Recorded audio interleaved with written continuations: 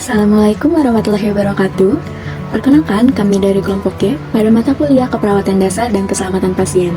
Di sini kami akan membahas mengenai hubungan aktivitas fisik dan status gizi masyarakat di masa pandemi COVID-19.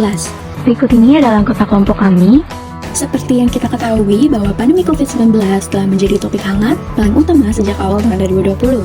Kondisi ini membuat pemerintah mengeluarkan kebijakan social distancing yang mengharuskan masyarakat untuk mengurangi aktivitas di luar ruangan seperti berpergian, menjaga jarak, dan juga menghindari keramaian.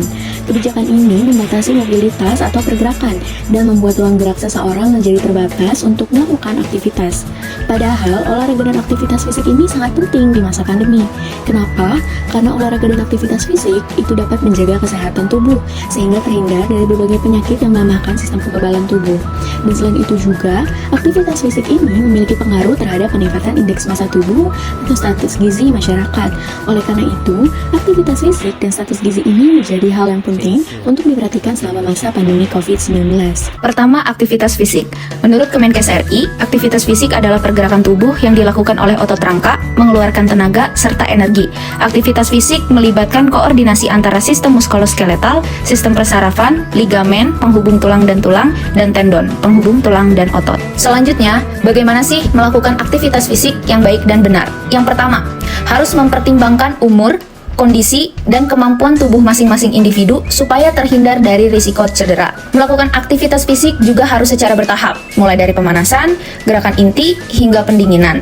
Selain itu, aktivitas yang dilakukan harus terukur waktu dan intensitasnya. Menurut Kemenkes RI, terdapat 3 tipe aktivitas fisik. Yang pertama, aktivitas ringan, di mana ini hanya memerlukan sedikit energi, tidak terdapat perubahan yang signifikan terhadap laju pernapasan dan denyut nadi, serta masih dapat berbicara dan bernyanyi. Contohnya, yaitu berjalan santai, membaca, menulis, mencuci piring, menyapu, menggambar, melukis, latihan peregangan, memancing, dan lain-lain. Yang kedua, aktivitas sedang. Pada saat melakukan aktivitas ini, tubuh akan menjadi sedikit berkeringat, laju pernapasan dan denyut jantung meningkat, tetap mampu berbicara, tetapi tidak dapat bernyanyi. Contohnya, berkebun, memindahkan perabotan ringan, naik turun tangga, bersepeda, dan lain-lain. Yang ketiga, aktivitas berat. Pada saat melakukan aktivitas ini, tubuh akan mengeluarkan banyak keringat, serta laju pernapasan dan denyut jantung sangat meningkat. Contohnya, sepak bola, berlari, berjalan dengan sangat cepat, memindahkan perabot yang berat, bermain aktif dengan anak, bersepeda, lebih dari 15 km per jam, naik gunung, dan lain-lain. Selanjutnya, manfaat aktivitas fisik. Menurut Wellis tahun 2013, manfaat aktivitas fisik terdiri dari manfaat fisik atau biologis dan manfaat psikologis. Untuk manfaat fisik atau biologis yaitu menjaga supaya tekanan darah masih dalam batas normal, menjaga berat badan supaya tetap ideal, dan meningkatkan kekuatan otot, tulang, sistem kekebalan tubuh, kebugaran tubuh, serta kelenturan tubuh. Lalu untuk manfaat psikologis yaitu untuk meningkatkan kepercayaan diri, mengurangi stres, dan meningkatkan rasa tanggung jawab, sportivitas, serta solidaritas sosial. Lalu, apa hubungan antara aktivitas fisik dengan pandemi COVID-19? Berdasarkan hasil penelitian tersebut, didapatkan hasil yaitu menurunnya aktivitas seseorang karena pandemi COVID-19. Hal ini terjadi karena virus corona menyebar secara cepat dari satu individu ke individu lain dan menginfeksi banyak masyarakat, sehingga membuat pemerintah menganjurkan untuk mengurangi aktivitas di luar ruangan. Hal ini membuktikan bahwa terdapat keterkaitan antara aktivitas fisik seseorang dengan pandemi COVID-19. Menurut Hama dan kawan-kawan, terdapat banyak cara untuk meningkatkan aktivitas fisik yang dapat dilakukan di rumah selama masa pandemi, yaitu sebagai berikut. Yang pertama, ada senam aerobik atau dikenal juga sebagai olahraga kardio. Senam aerobik merupakan aktivitas yang mudah dilakukan di rumah di mana aktivitas ini akan merangsang denyut jantung dan laju pernafasan meningkat selama sesi olahraga, serta termasuk ke dalam aktivitas yang membutuhkan oksigen untuk dikirim ke bagian otot yang bekerja. Lalu selanjutnya ada Zumba. Zumba merupakan aktivitas fisik gabungan atau kombinasi dari gerakan tari salsa dan gerakan aerobik. Latihan ini tidak memiliki gerakan khusus karena fokus dari latihan ini yaitu menggerakkan seluruh anggota tubuh dengan mengikuti irama musik. Lalu yang ketiga, ada yoga. Yoga merupakan aktivitas fisik dan pikiran yang berfokus pada kelenturan, kekuatan, dan pernafasan guna meningkatkan kesehatan fisik dan mental. Lalu yang terakhir ada treadmill. Treadmill merupakan alat yang membantu seseorang untuk berjalan maupun berlari tanpa berpindah tempat. Status gizi diartikan sebagai jumlah nutrisi seseorang yang diinterpretasikan dalam variabel berupa angka yang memiliki kriteria tertentu untuk menentukan status gizi yang mencukupi. Menurut Kementerian Kesehatan tahun 2011, definisi dari status gizi adalah suatu kondisi terjadinya keseimbangan antara asupan gizi yang masuk atau intake dan jumlah zat gizi yang dibutuhkan tubuh yang diperoleh dari hasil jumlah berat badan dibagi dengan umur yang sesuai dengan KMS yang berdasarkan standar dari WHO dan NCHS. Komposisi makanan yang baik dan benar. Status gizi dapat dibagi menjadi status gizi buruk, status gizi kurang, status gizi baik, dan status gizi lebih.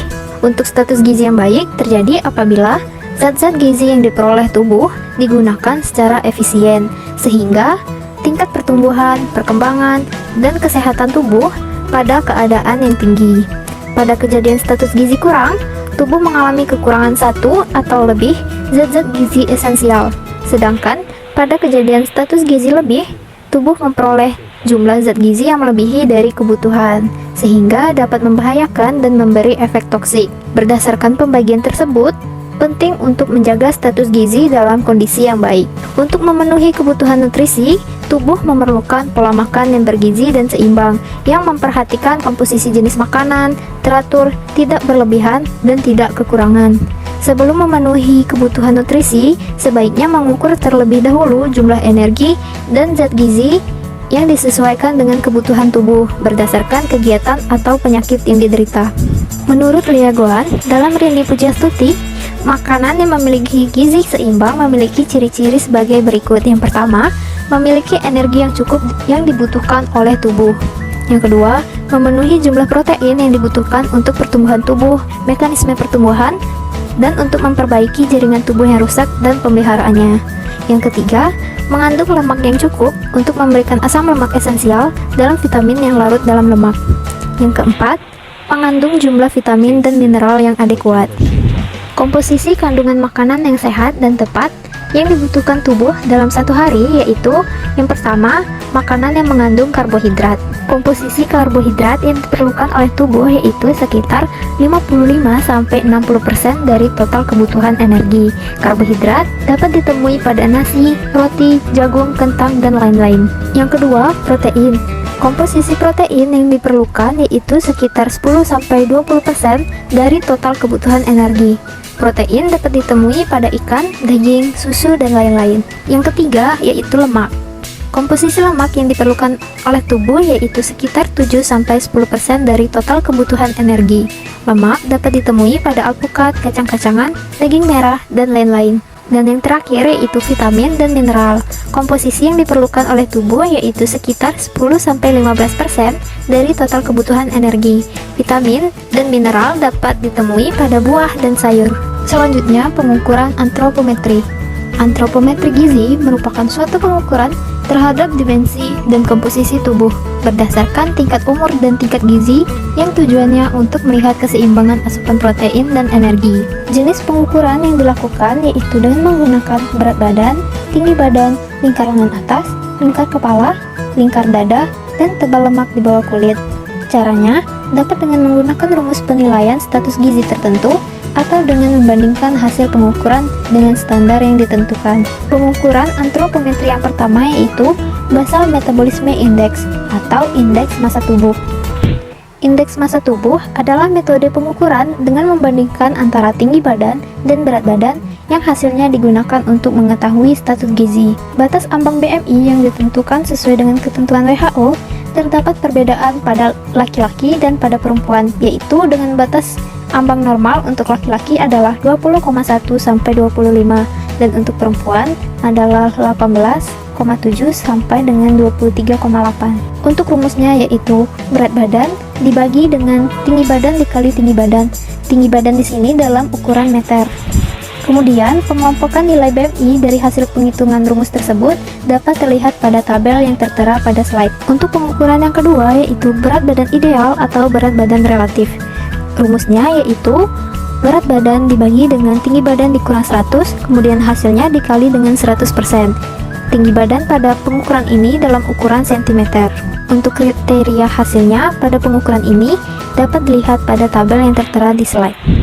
Untuk pengukuran yang ketiga yaitu Basal Metabolic Rate atau Resting Metabolic Rate. BMR adalah energi minimal yang dibutuhkan untuk mempertahankan fungsi normal tubuh dan keadaan homeostasis pada saat istirahat.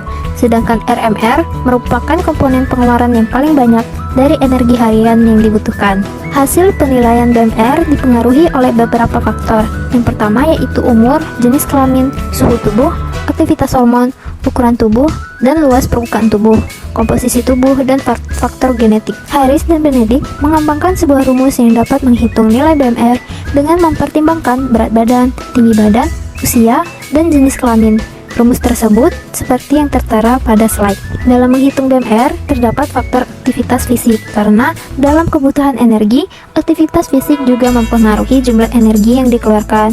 Kebutuhan energi untuk aktivitas ini dikelompokkan dengan kategori aktivitas fisik ringan, sedang, dan berat. Untuk pengukuran selanjutnya yaitu triceps skin fold thickness. Dalam pengukuran antropometri juga dilakukan pengukuran pada lemak subkutan di kulit yang disebut dengan skin fold thickness. Pengukuran ketebalan lipatan kulit dapat dilakukan dengan beberapa cara, yaitu salah satunya adalah triceps skin fold thickness. Triceps skin fold thickness merupakan pengukuran yang dilakukan pada lipatan kulit di bagian belakang lengan atas. Pengukuran ini digunakan untuk mengukur akumulasi lemak dalam tubuh dan menggambarkan kumpulan lemak tubuh yang bertumpuk di jaringan yang terletak di bawah kulit dan di antara otot. Pengukuran ini biasa digunakan untuk pencegahan dini terhadap obesitas atau penyakit lain yang berhubungan dengan berat badan berlebih. Tebal lemak tubuh normal yang sesuai dengan standar yaitu pada laki-laki 12 mm dan pada perempuan yaitu 20 mm. Untuk pengukuran yang selanjutnya yaitu pengukuran lingkar lengan atas. Pengukuran ini biasa digunakan untuk mengetahui status gizi terutama pada usia anak-anak. Pengukuran lingkar lengan atas menggambarkan cadangan lemak total dalam tubuh, yaitu lingkar lengan atas memiliki ukuran besar yang menunjukkan bahwa persediaan lemak tubuh cukup banyak. Sebaliknya, ukuran yang kecil berarti persediaan lemak tubuh dalam jumlah yang sedikit. Pengukuran lingkar lengan atas ini menunjukkan status gizi buruk apabila hasil pengukurannya di bawah 12 cm. Untuk status gizi kurang, hasilnya antara 12 sampai 13,5 cm dan untuk status gizi yang normal di atas 13,5 cm. Hubungan antara status gizi dengan pandemi COVID-19. Pandemi COVID-19 membawa dampak yang besar pada sebuah bidang kehidupan, seperti bidang kesehatan, sosial, ekonomi, dan lain-lain. Pada saat awal munculnya pandemi COVID-19, pemerintah mengambil langkah-langkah untuk mencegah penularan, seperti terjadinya pembatasan sosial yang membatasi aktivitas fisik, termasuk dalam perdagangan, restoran, pasar jalanan, dan bahkan penutupan perbatasan, sehingga banyak individu yang mengalami perubahan rutinitas, seperti rutinitas belanja dan pola kebiasaan makan. Hal ini dapat menyebabkan terjadinya masalah kekurangan gizi atau peningkatan obesitas karena akses yang terbatas ke makanan. Meningkatnya konsumsi terhadap makanan olahan yang memiliki kandungan kalori yang lebih tinggi dapat berkontribusi untuk peningkatan prevalensi obesitas selama pandemi COVID-19. Pernyataan tersebut diperkuat dengan hasil penelitian yang dilakukan oleh Mariana dan kawan-kawan yang meneliti tentang perubahan berat badan dan kebiasaan makan selama pandemi COVID-19, yang hasilnya menunjukkan adanya kenaikan berat badan sebanyak 1,5 kg. Kenaikan berat badan tersebut dipengaruhi oleh faktor kurangnya berolahraga, kebosanan atau kesendirian, kecemasan dan depresi, peningkatan pola makan, konsumsi camilan yang lebih tinggi, dan tidak mengkonsumsi makanan yang sehat, sehingga dapat disimpulkan bahwa pandemi COVID-19 ini memiliki kaitan terhadap status gizi seseorang. Terdapat 8 cara untuk meningkatkan status gizi selama masa pandemi COVID-19, yaitu yang pertama, selalu memantau dan mempertahankan berat badan agar dalam keadaan yang ideal. Tujuannya untuk mengetahui keseimbangan status gizi. Kedua, membiasakan perilaku hidup sehat dan bersih seperti memperhatikan etika saat bersin dan batuk, mencuci tangan sebelum dan setelah melakukan aktivitas di luar ruangan, sebelum makan, dan setelah buang air besar dan kecil. Ketiga, mengonsumsi berbagai jenis makanan yang mengandung zat-zat yang dibutuhkan oleh tubuh sesuai dengan pedoman gizi seimbang. Keempat, mengonsumsi suplemen multivitamin tetapi tidak dengan jumlah yang berlebihan. Kelima, bahan makanan harus dimasak hingga matang, lalu seperti buah dan sayur harus dicuci terlebih dahulu. Keenam, mengurangi konsumsi gula, garam, dan lemak yang berlebihan. Ketujuh, memperhatikan kebersihan alat makan dan tidak menggunakannya secara bersamaan. Yang terakhir, mengisi aktivitas sehari-hari dengan perilaku sehat seperti rutin berolahraga, menghindari rokok dan alkohol, serta memiliki pola tidur yang baik dan istirahat yang cukup. Bahasan yang selanjutnya adalah hubungan antara aktivitas fisik dengan status gizi masyarakat pada masa pandemi COVID-19. Dengan meningkatnya penyakit COVID-19, membuat pemerintah harus mengambil langkah strategis dengan menerapkan kebijakan work from home dan studying from home. Kebijakan tersebut berdampak pada perubahan besar dalam rutinitas sehari-hari seperti aktivitas fisik. Dalam melakukan aktivitas fisik, tubuh memerlukan asupan energi dan zat gizi sehingga diperlukan keseimbangan antara aktivitas fisik dan asupan energi. Sebuah penelitian yang dilakukan di Cina dengan membandingkan indeks massa tubuh dan aktivitas fisik sebelum dan selama kebijakan pembatasan aktivitas didapatkan hasilnya yaitu terjadi peningkatan indeks massa tubuh pada responden dari 21,8 menjadi 22,1 dan prevalensi berat badan lebih atau obesitas juga meningkat dari 10,5% sampai 12,6% menjadi 21,4% sampai 24,6%.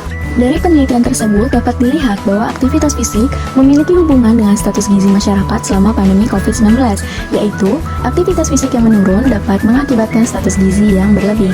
Kesimpulannya, Selama pandemi COVID-19, diperoleh bahwa masyarakat kurang berolahraga, mengalami kebosanan dan kesendirian, kecemasan dan depresi, peningkatan makan, hingga konsumsi cemilan lebih tinggi dan bahkan tidak mengonsumsi makanan yang sehat.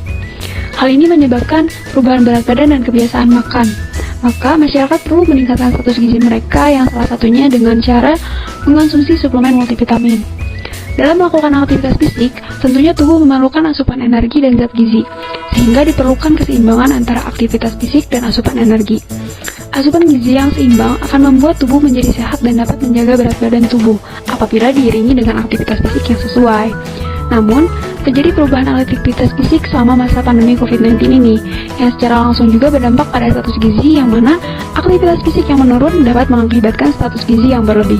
Sekian penjelasan kelompok kami mengenai hubungan aktivitas fisik dan status gizi masyarakat di masa pandemi COVID-19 dan terima kasih.